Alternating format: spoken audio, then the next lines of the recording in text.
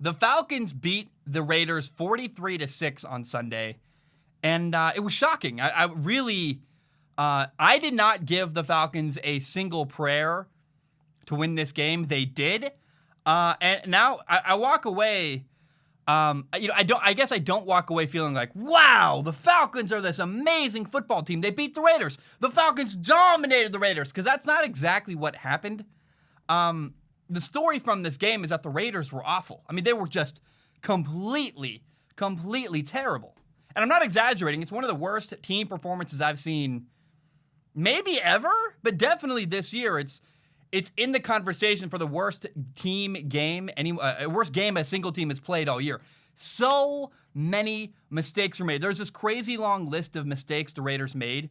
And straight up, it's going to be hard to even list everything the Raiders did wrong in this game. And so after I dump a massive list onto you guys, I'm going to try to go through bit by bit every little thing that went wrong. Even after that list is given to you, still assume I left stuff out, because it's kind of amazing how much the Raiders screwed up in this game. I cannot believe it. It's an overwhelmingly large amount of mistakes the Raiders made. But first, I also want to give Atlanta some shine. I don't want to just say it was all the Raiders being terrible, because the Falcons did make some good plays. They fought really hard. I mean, I walked away very impressed with their defense, actually. And in my opinion, there's a story developing in Atlanta right now where Raheem Morris is the Falcons' interim head coach. And the more that the Falcons win with Raheem Morris as their coach, the more likely it is they keep him as their coach long-term after this year. And if things keep going well, I would actually find myself supporting that. I think that what we've seen from Atlanta, Atlanta's problem wasn't, they have a good quarterback, they have some decent talent. The problem was the culture in Atlanta and really the way that they just fell apart when they had a lead in a game. And we also got to consider that I think bringing in a coach to be the next coach of the Falcons is harder than people realize. First of all, you're dealing with COVID. Anytime you deal with COVID, I think it's going to be, we might even be in 2021 next year still dealing with COVID. Certainly the offseason is going to be marred by dealing with COVID and restrictions and not being able to meet people face-to-face, that kind of thing. But also, I don't think that the Falcons' job is quite as attractive as people might think. They have they got a $100 million stadium. Woo, that's awesome. But they have a culture of blowing leads. They have an aging quarterback. I think the one benefit they have is their owner appears to be very, very patient. But I got to say, Raheem Morris, have I said Mostert? Raheem Mostert's the running back in the NFL. Raheem Morris is the interim head coach of the Falcons. He's been there since 2015. And he's been there through everything. The Super Bowl loss, the blown leads.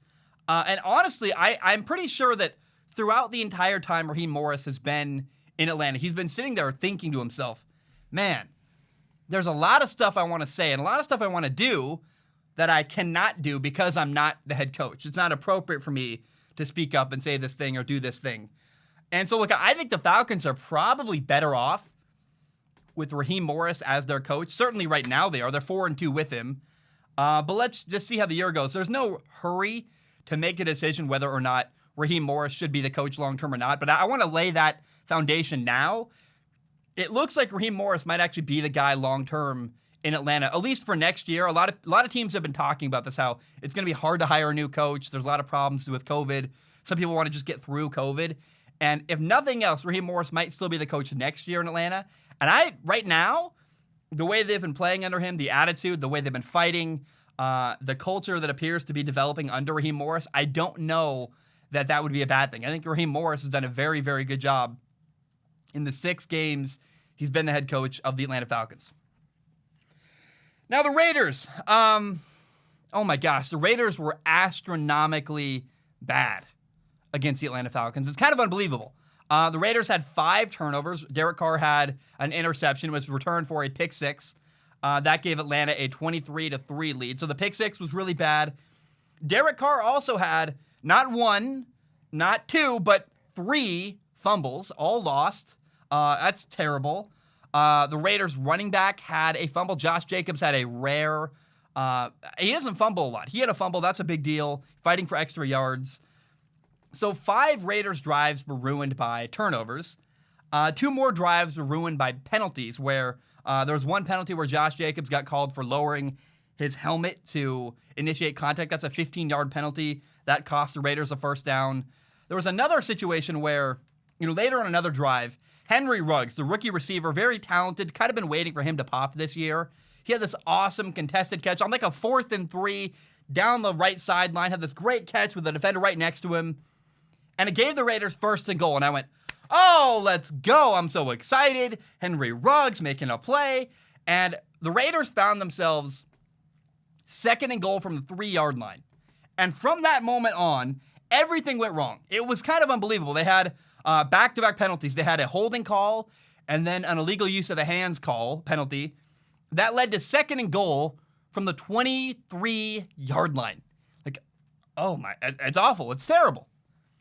And in the end, the Raiders had to settle for a field goal. They had 2nd and goal from the 3-yard line and ended up settling for a field goal because of penalties, backing them up farther and farther.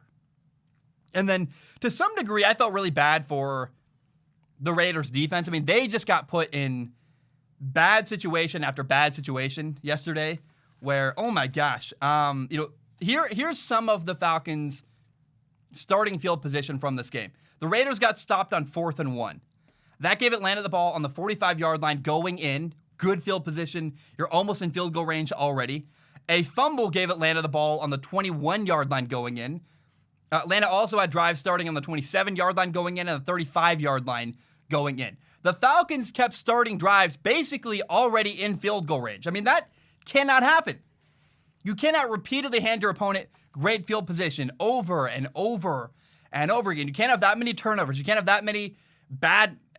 So many things went wrong for the Raiders. You can't have that many things go wrong and expect to be competitive, let alone win a game. And since we're talking about field position, when Derek Carr threw his pick six, it was really infuriating because it came right after the Falcons had one of their punts partially blocked. I mean, the Raiders had the ball 1st and 10 on the 36-yard line going in. Just handed amazing field position. And Derek Carr threw a pick six. I mean, it's terrible. And so you might ask, what happened in this game? I was sitting at home. I looked at the final score. I went, what in the world? How did the Falcons win 43-6? How does that happen? And it wasn't like the Atlanta Falcons were suddenly this amazing team. They had a punt partially blocked. They missed a field goal. They dropped a touchdown. Here's a great example. Even when the Falcons missed a field goal, it's 4th and 16. Atlanta is kicking a field goal. They miss. But the Raiders ran into the kicker. And the roughing the kicker penalty gave the Falcons an automatic first down. That led to a touchdown. It's crazy. It's ridiculous. The Raiders had 11 penalties that cost them 141 total yards. You cannot give up that many penalty yards because these were big, costly penalties. And the Raiders just had this comically bad performance on Sunday. Mistake after mistake after mistake. I mean, credit Atlanta, right? They won the game. Anytime you win a game in the NFL, it's a big deal. Congratulations. Good job. But man, the Raiders handed this game to Atlanta and then just said, you know what? We'll just lay down. You can have everything. Fumbles, turnovers, penalties, endless mistakes, and endless missed opportunities. It's kind of unbelievable. I mean, you had 2nd and goal from the 3-yard line, penalty, 2nd and goal from the 23 now? What the heck? How does that happen? It's just so many things went wrong. I'm sure I'm leaving stuff out.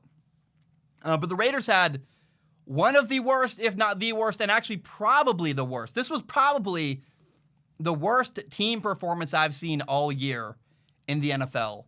Let's end on a positive note because I just kind of yelled at everybody about how, oh my gosh, things went wrong over and over and over again for the Raiders. Kind of the fun, weird factoid from this game. Guess who came in the game at the very end to kneel for the Atlanta Falcons? Take a snap, just kneel the ball, victory formation. Matt Schaub. Remember Matt Schaub, the former, I guess he was Michael Vick's backup actually in Atlanta.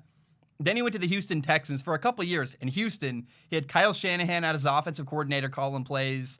And for a couple of years, Matt Schaub did really, really well. And then he fell off the face of the earth. And guess what? I had no idea. I missed this somehow. Apparently, Matt Schaub is still in the NFL. He's 39 years old. He's the backup for the Atlanta Falcons.